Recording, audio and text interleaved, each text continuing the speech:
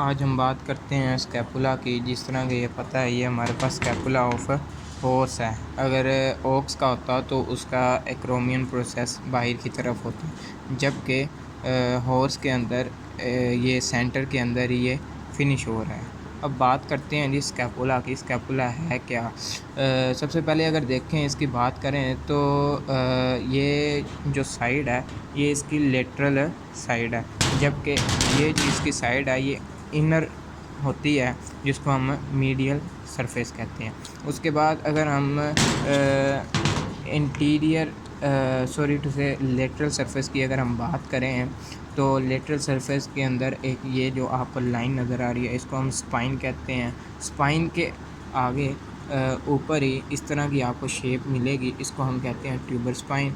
उसके बाद स्पाइन जो है ये स्कैपुला को दो हिस्सों के अंदर है तकसीम कर रहा है, डिवाइड कर रहा है। एक जो लार्जर एरिया है, ठीक है, और एक स्मॉलर एरिया। जो स्मॉलर है उसको हम कहते हैं स्पाइन सुप्रास्पेनियस या सुप्रास्पेनियस फोसा कह सकते हैं।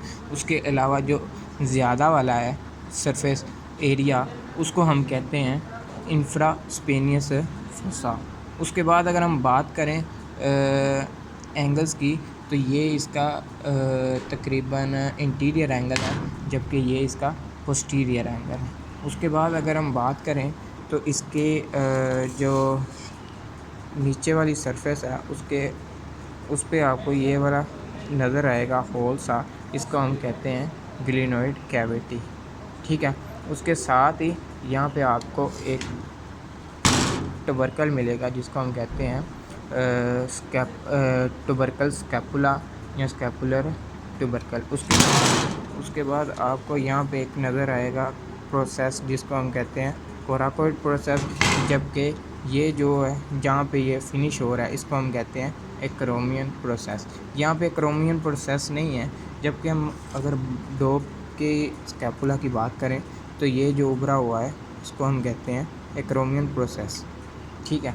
उसके बाद यहाँ पे अगर देखा जाए तो ये आपको लाइन सी नज़र आ रही है, तो यहाँ पे आके मस्कुलर मसल्स आके अटैच होते हैं। इन लाइंस को हम कहते हैं मसल्स लाइन। और उसके बाद उसके अलावा ये इसकी नेक है, ये स्कैपुलर है, नेक है।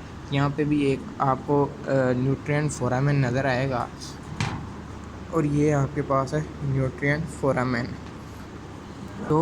दो इसके बॉर्डर्स होते हैं, एक को हम कहते हैं इंटीरियर बॉर्डर, एक को हम कहते हैं पोस्टीरियर बॉर्डर। जो सा इंटीरियर बॉर्डर है ये आपको नज़र आ रहा होगा, ये बारीक सा है, इसको हम कहेंगे कि ये थिन होता है, ठीक है।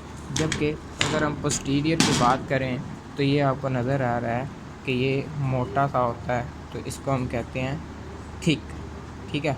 और ये बॉर्डर हमारे पास पोस्टीरियर बॉर्डर होता है। अगर इसकी मीडियल सरफेस पे देखें तो यहाँ पे आपको ट्रायंगुलर शेप नज़र आ रही है, ये रफ सी आपको जगह नज़र आ रही है, तो यहाँ पे आगे मसल्स अटैच्ड होते हैं।